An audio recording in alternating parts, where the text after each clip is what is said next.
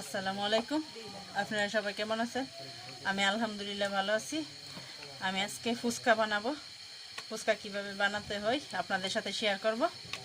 আমি এই আটাটা গুলছি, হালকা একটু বেকিং পাউডার দিচ্ছি, তারপরে একটু কালি জিরা দিচ্ছি আর লবণ, আর কিছু দেই নাই।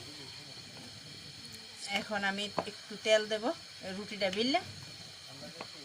আমি একটা রুটি বেললাম আর এই রুটিটা স্টপ করি।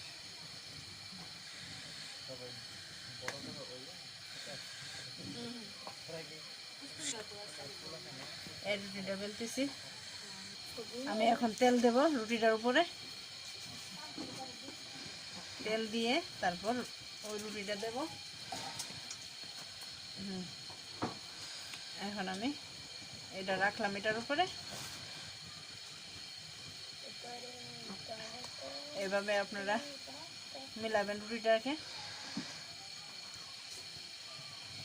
মিলিয়ে তারপর হালকা একটু আটার গুঁড়া দিতে পারেন, না হয়তো তেল দিয়েও বেলতে পারেন।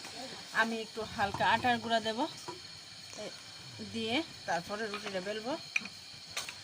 এভাবে আপনারা বেলবেন, হ্যাঁ আমার মতো এভাবে।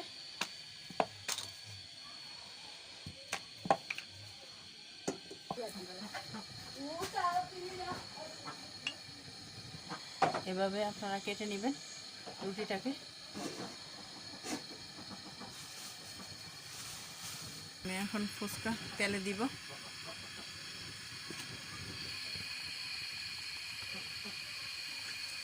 দেখেন মাশাআল্লাহ কি সুন্দর ফুলে গেছে। এইভাবে আপনারা বাসায় ফুচকা তৈরি করতে পারবেন।